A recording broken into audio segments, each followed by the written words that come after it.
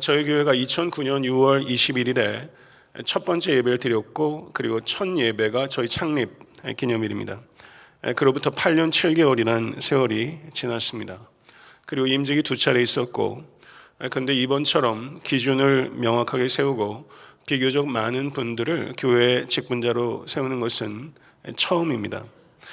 그러나 장로가 되고 안수집사가 되고 권사가 되는 것보다 중요한 것은 다워지는 것입니다. 제가 목사 안수를 받은 것이 2007년도 4월입니다. 제게 중요한 것은 목사라는 지위를 받은 것이 아니라 목사다워지는 것입니다. 디모데전서 3장 1절을 보게 되면 미쁘다 이 말이여 곧 사람이 감독의 직분을 얻으려 함은 선한 일을 사모하는 것이라 함이로다, 이렇게 말하고 있습니다. 성경을 통해서 성경적 리더십의 원리를 이해하고 역사로부터 교훈을 얻고 문화를 통찰해서 잘 적용해야 되는 책임이 우리에게 있습니다. 저는 추후에도 성경적 리더십에 대해서, 그리고 성경의 인물과 교회 역사 속의 인물들의 리더십에 대해서 꾸준히 연구하고 그리고 말씀을 전하고자 합니다. 그리고 우리 모두가 리더의 품격을 갖기를 간절히 소원하고, 또 우리 특별히 자라나는 우리 자녀들이 영적 리더로서 그리고 세상의 리더로서 성장하기 위해서 우리가 성경적 리더십을 정확하게 이해하고 또 거기에 입각해서 교육하는 것은 매우 중차대한 교회의 직무라고 생각합니다. 히브리서 13장 7절은 너희를 인도하는 자들에게 순종하고 복종하라 라고 말을 하고 있습니다. 직분자에게는 신뢰받는 사람으로 꾸준하게 성장해야 되는 책임이 있고, 교회 성도들에게는 직분자들에게 신뢰를 주어야 하는 책임이 있습니다.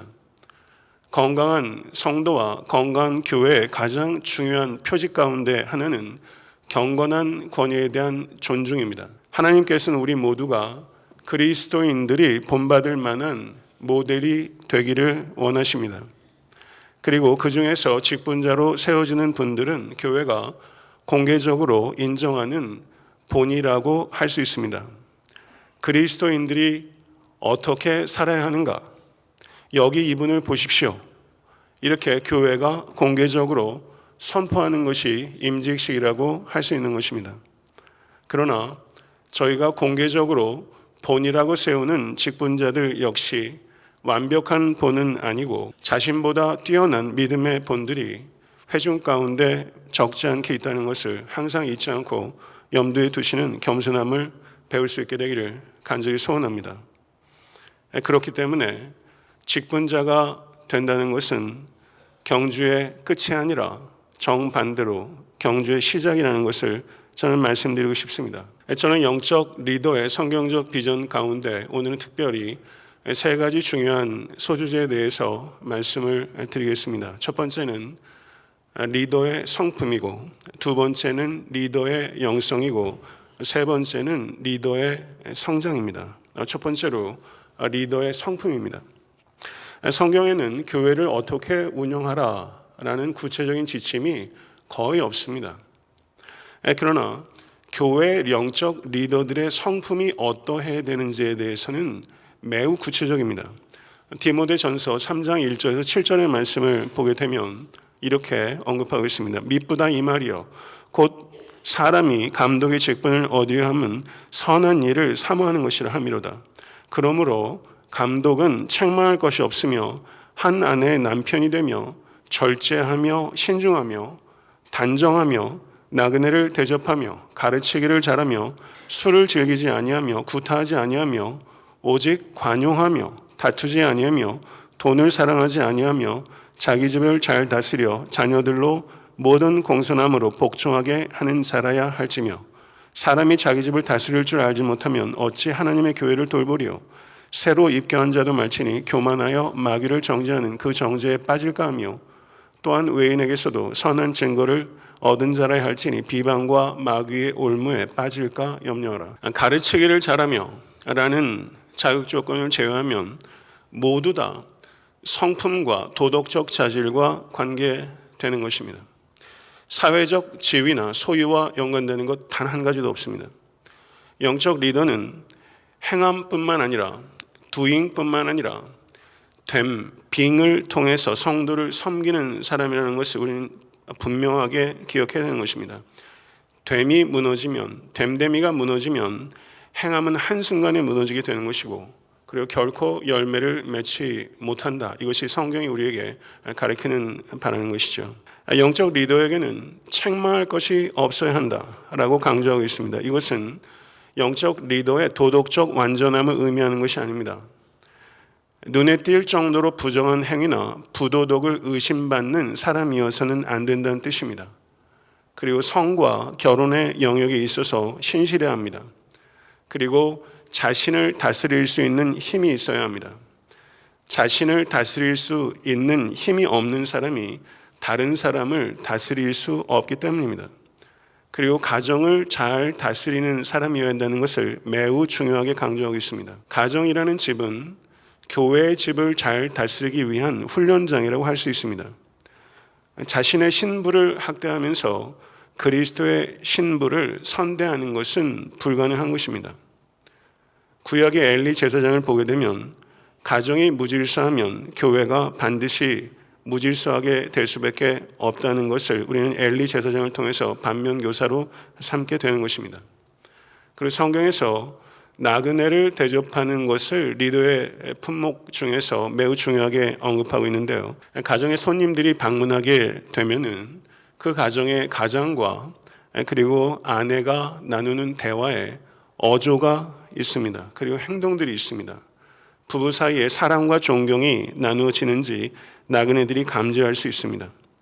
그리고 지나친 엄격함이나 부족한 개입으로 인해서 아이들이 노여워하고 있는지 아니면 그 가정에 따뜻한 질서가 흐르는지를 나그네가 볼 수 있어야 하는 것입니다.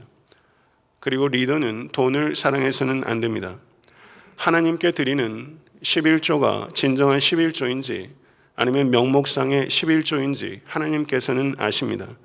저는 정직한 11조가 아니라면 11조로 드리지 말고 주정헌금으로 드리는 것이 하나님 앞에서 정직한 거라고 생각합니다. 왜냐하면 거짓된 헌금은 하나님께 드리는 것이 아니라 사람에게 보이는 것이기 때문입니다. 리더는 술을 멀리해야 합니다. 왜냐하면 술을 가까이 하면 판단과 공의를 굽게 해서 바르게 가르치는 일에 심각한 제약을 받기 때문입니다. 개인적인 영역에서 여름에 테니스를 치신다신가 하셔서 땀을 흠뻑 흘리신 다음에 맥주 한두 잔 개인적인 차원에서 하는 것, 그리고 가족들 간에 좋은 스테이크 먹으면서 와인 한두 잔 하는 것, 저는 그것은 선택의 영역이라고 생각합니다. 그것은 믿음의 영역이라고 저는 주장하지 않습니다. 그렇지만 성도들과 술을 마시는 것은 안 됩니다.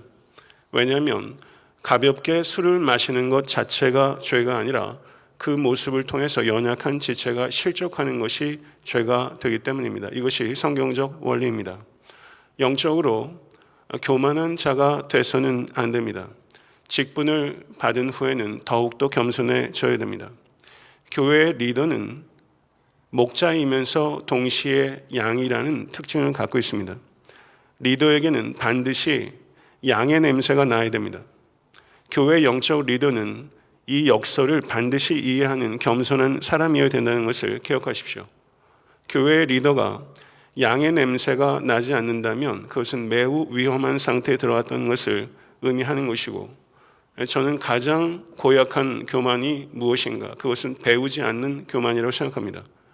저는 목회자가 부단히 배워야 된다고 생각합니다. 그리고 제가 배우고 연구하는 것을 통해서 성도들에게 유익을 나눠주기 위해서 저는 강대상에 서기 전에 제 책상에서 한결같이 배움에 충실한 학생이 될 때, 저는 은퇴할 때까지 목회자의 직분을 잘 감당할 수 있다고 생각합니다. 어느 누구도 배우지 않게 되면 제 고집대로 할 수밖에 없고, 그리고 제 고집대로 안 되면 분을 내게 됩니다. 자기 중심적이고 사람을 그리스도께 붙이지 않고 자신에게 붙이고 자기 사람 만들고 따지기 좋아하고 지나치게 강요하고 거칠고 성급하고 폭발하기 쉬운 리더는 교인과 교회를 짓밟는 코끼리입니다. 평범한 리더십을 가진 경건한 리더가 있습니다. 그리고 비범한 리더십을 갖춘 성품적 결함이 있는 리더가 있습니다. 어느 쪽이 더 나은 것입니까? 평범한 리더십을 가진 경건한 리더가 교회에 훨씬 유익하다는 것이죠.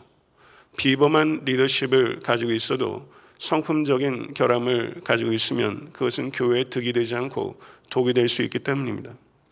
그리스도의 성품이 가장 강력한 능력이라는 것을 우리 모두는 생각해야 되는 것입니다. 두 번째는 리더의 영성에 대해서 말씀을 전하고자 합니다. 영성은 하나님과의 동행의 결과입니다. 모든 사역에 구슬을 꿰는 줄과 같은 것이 하나님과의 사귐입니다.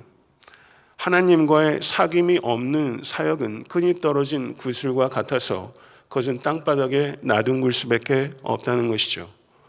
하나님과의 사귐은 말씀과 기도를 통해서 성장하게 되는 것입니다. 그런데 많은 교회 리더들이 하나님의 말씀에 의지하기보다 자신의 경력과 경험에 의존합니다. 리더가 된다는 것은 운을 떼는 것입니다. 운을 뗀다는 것은 방향을 제시한다는 뜻입니다. 방향을 제시할 수 있기 위해서는 반드시 말씀이라는 나침판에 의지해야 되는 것입니다. 교회에서 절대적 권위를 가지고 있는 것은 목사도 아니고 장로도 아니고 그리고 교회의 어느 유력한 사람도 아니고 교회의 절대적 권위를 가지고 있는 것은 오직 말씀입니다. 저는 성도들을 섬기는 사람이지만 제 목회의 궁극적인 목적은 성도들을 위한 것이 아니라 하나님을 위한 것이고 이번에 세워지는 직분자들도 목회자가 바른 방향으로 간다면 목회자를 잘 보필해야 되지만 직분자가 궁극적으로 섬기는 이는 목사가 아니라 하나님입니다. 사랑하는 성도 여러분, 우리가 성경을 사랑한다고 말하면서 실제 성경을 읽지 않는 사람들이 너무나 많습니다. 그럴 때 생기는 문제는 성경에 순종하지 않고 성경을 이용하는 것입니다. 성경을 이용하는 리더처럼 위험한 존재가 없습니다. 성경을 모르는 것도 죄지만 성경을 자의로 이용하는 것은 더 큰 죄입니다. 교회 리더들은 말씀을 가르치고 순종하고 시행할 때만 권위를 가질 수 있고 유지할 수 있다는 것을 저와 교회 모든 리더들은 반드시 잊지 않고 기억할 수 있게 되기를 간절히 바랍니다. 성도 여러분, 많은 사람들이 이런 경향을 가지고 있습니다. 말씀을 받게 되면 그 말씀을 나에게 적용하려고 하지 않고 타인에게 적용하려고 하는 경향을 가지고 있습니다. 리더가 되면 될수록 그러한 경향이 더 강해집니다. 말씀을 타인을 정죄하는 율법으로 전락시키지 말고 나 자신의 관절과 골수를 찔러 쪼개는 성령의 검으로 사용하는 우리 모두가 될 수 있게 되기를 간절히 바랍니다.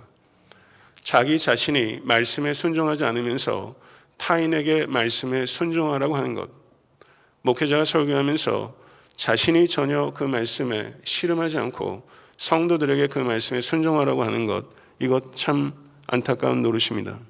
사랑하는 성도 여러분, 세속화의 맹렬한 물결이 교회에 넘치고 있습니다. 이와 같은 세속화의 맹렬한 공격에 대적할 수 있는 가장 강력하고 심오한 군사가 되십시오. 그러기 위해서는 창세기 1장부터 계시록 22장까지 씹어먹는 성경 벌레가 되실 수 있게 되길 간절히 바라고 올 한 해 이 자리에 계신 권속들 가운데 한 사람도 예외 없이 창세기 1장부터 계시록 22장까지 적어도 일독을 하시고 말씀 가운데 깊이 들어가실 수 있게 되기를 간절히 소망합니다. 영적 리더들에게 가장 중요한 자질 가운데 하나는 가르칠 수 있어야 한다는 것입니다. 영적 리더들이 자신이 성경을 묵상하고 그리고 깨닫고 적용한 바를 성도들에게 나눌 수 있는 역량을 갖추고 있는지 그렇지 못한지 교회는 객관적으로 검증할 수 있는 제도적 장치가 필요합니다. 이번에 그런 과정을 저희가 가질 수는 없었습니다. 이번뿐만 아니라 그리고 이전에 세워진 임직자들께서도 말씀으로 지속적으로 양육을 받고 그리고 공개적으로 그 말씀을 나눌 수 있는 그와 같은 훈련을 반복해야 합니다. 왜냐하면 말씀에 입각해서 생각할 줄 모르고 말씀을 적용할 줄 모르고 그리고 말씀에 복종하지 않으면서 교회 리더가 된다는 것은 그것은 어불성설이고 그리고 그와 같은 이에게 그 직분은 곤욕스러운 짐에 불과하기 때문입니다. 저는 추후에 교회 영적 리더들이 큐티와 그리고 개개인의 성경 공부를 통해서 깨달은 영적 진리들을 회중과 나눌 수 있는 적절한 공개적 절차가 반드시 필요하다고 생각하고 그리고 성도들께서 그와 같은 일들을 통해서 판단할 수 있는 기회를 드려야 한다고 저는 생각합니다. 목회자는 전문적인 신학 교육을 받은 사람으로 성경을 연구하는 사람들이지만 교회 영적 리더들은 깊은 묵상을 통해서 적어도 성경적 진리에 대해서 명확하게 이해하고 그리고 자신이 만난 예수 그리스도를 나눌 수 있어야 하기 때문입니다. 영성에 있어서 기도의 중요성을 저는 언급하고 싶습니다. 모든 사역들이 있습니다. 교회에 많은 사역들이 있어요. 그것을 저는 어플리케이션이라고 이해를 한다면 그 어플리케이션을 작동시키는 운영체계, 그 운영체계가 바로 기도입니다. 사도 바울께서 데살로니가전서 5장 17절에 말씀하시기를 쉬지 말고 기도하라. 이것은 사역함에 있어서 가장 중요하게 적용되어야 되는 말씀입니다. 하나님을 꾸준하게 의지하는 것, 이것이 목회자를 포함한 모든 영적 리더들에게 있어서 한결같은 태도가 되어야 됩니다. 하나님을 꾸준하게 의지하는 것이 언어를 통해서 차고 넘칠 때 그것이 최고의 기도가 되는 것입니다.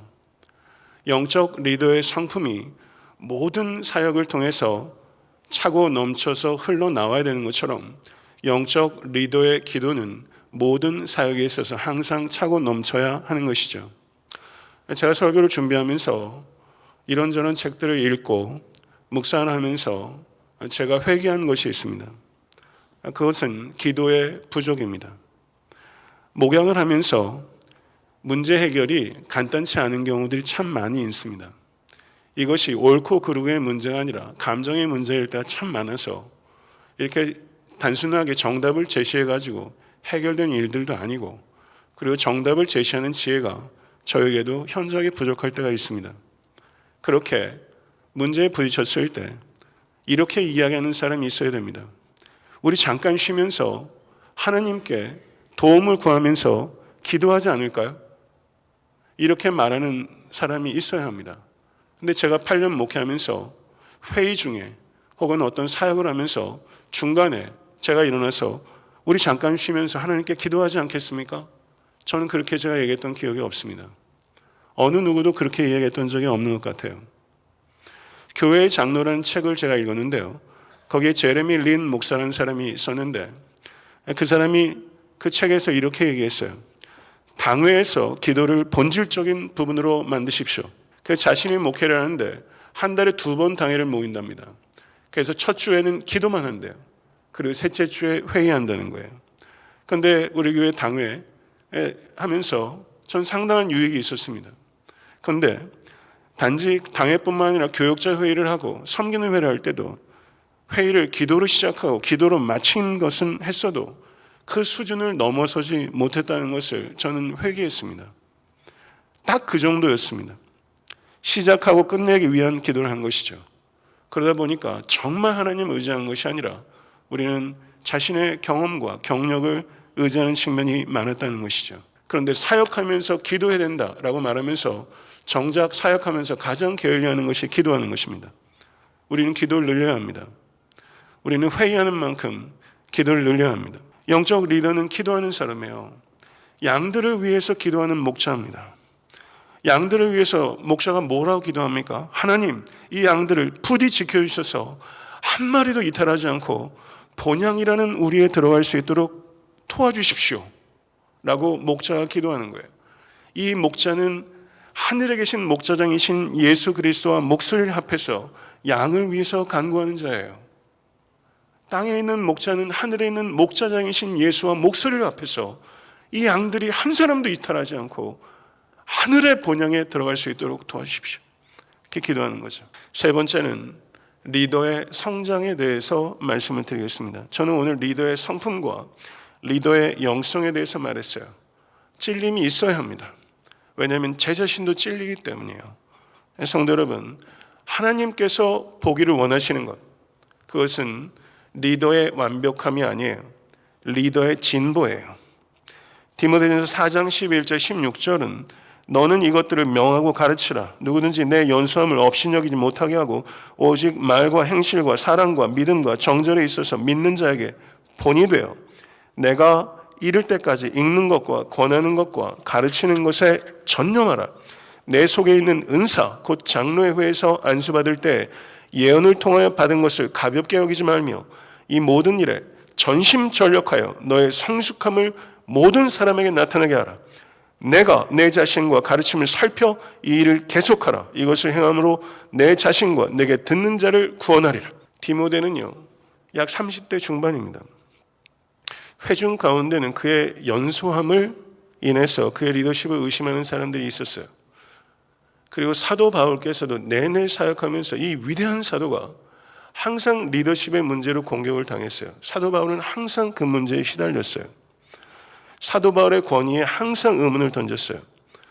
근데 사람들은요, 자기의 리더십이 공격을 받게 되면 방어 기제가 발동합니다. 그러면요, 예외 없어요. 저도 마찬가지고 모든 리더들은 그런 충동을 받아요. 힘으로 누르고 싶은 유혹이에요. 근데 성경은요, 힘을 사용하지 말고 본이 되어 가르치라. 힘이 아니라 본이 되라. 이게 성경적 가르침이에요. 군림하는 우두머리가 되지 말고 본이 되는 모델이 되라. 이것이 성경적 가르침입니다. 본이 되기 위해서 디모데에게 준 바울의 권면은 읽는 것과 권하는 것과 가르치는 것에 창념하라. 은사를 사용하라. 모든 일에 전심전력하라. 이렇게 말하고 있어요. 올 한해 살면서 정말 가슴이 벅찰 정도로, 갈빗대가 버그러질 정도로 한번 전심전력으로 하나님의 나라와 영광을 위해서, 그리고 잃어버린 영혼들을 위해서 한번 여러분 그렇게 달려보시라. 그렇게 저는 권하고 싶어요. 그게 젊은이죠. 사도행전 20장 28절을 보게 되면 경청하십시오. 너희는 자기를 위하여 또는 온 양떼를 위하여 삼가라. 이렇게 말하고 있어요. 이 말씀은 다른 사람을 돌보느라 자신을 소홀히 해서도 안 되고 자신에게 몰두하느라 다른 사람을 소홀히 해서도 안 된다는 뜻입니다. 목사의 등을 보면서 성도가 따라갈 수 있어야 돼요. 근데 성도에게는요, 목사의 등만 필요한 게 아니에요. 리더의 등이 필요해요. 목사의 등을 보고 따라하는 것보다 같은 성도의 등이 훨씬 더 영향을 끼칠 때가 많아요. 만약에 누군가가 예수님과 동행하는 한 사람을 나에게 소개해 주십시오 라고 이야기를 한다면 금방 떠오르는 그 사람이 바로 이 자리에 계신 여러분들 각자가 될 수 있게 되기를 간절히 축원합니다. 사도 바울은 빌립보서 3장 17절에서 형제들아 너희는 함께 나를 본받으라. 그리고 너희가 우리를 본받은 것처럼 그와 같이 행하는 자들을 눈여겨보라. 이렇게 말했어요. 이 월딩이 바뀌고 있어요. 너희는 함께 나를 본받으라.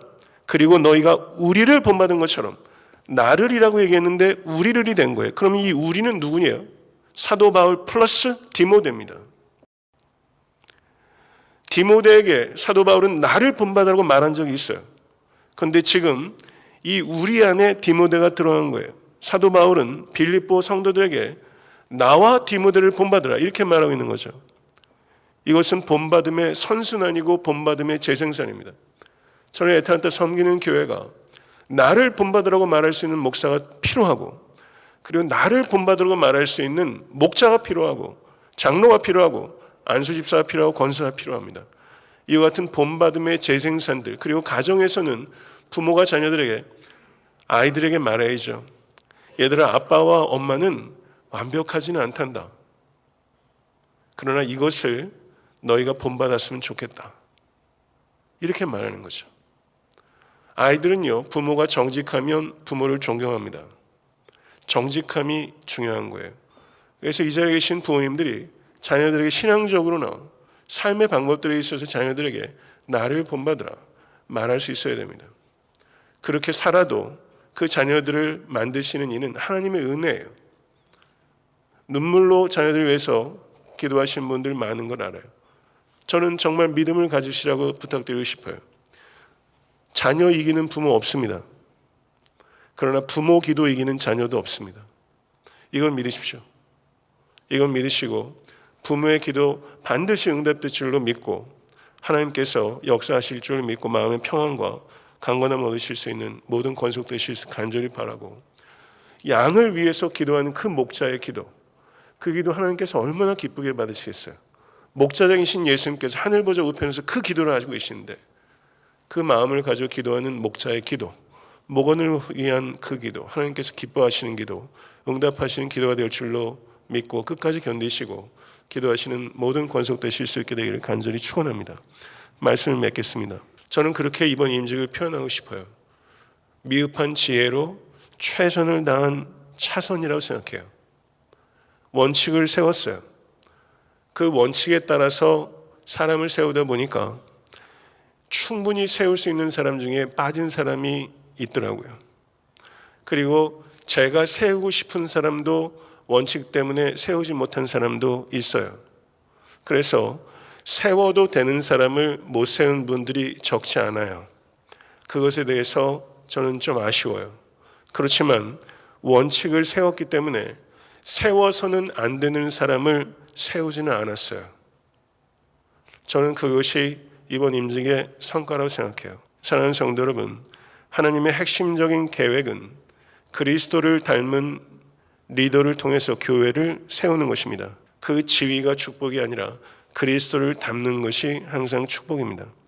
그리고 이 자리에 계신 성도들께서 직분자들께 드릴 선물이 있어요. 저희는 직분을 세우게 되면요, 아무 선물 이런 거 안 해요. 화환도 한 적도 없었던 것을 제가 기억하는데요. 그러나 임직하신 분들께 여러분들이 드릴 선물을 준비하셔야 돼요. 그게 뭔지 아세요? 절 따라해 보세요. 신뢰. 임직자들에게 여러분들이 드려야 하는 선물은 신뢰예요. 그 신뢰는 임직자들에 대한 신뢰가 아니라 임직자를 우리에게 주시는 하나님께 대한 신뢰예요. 아멘? 믿으십니까?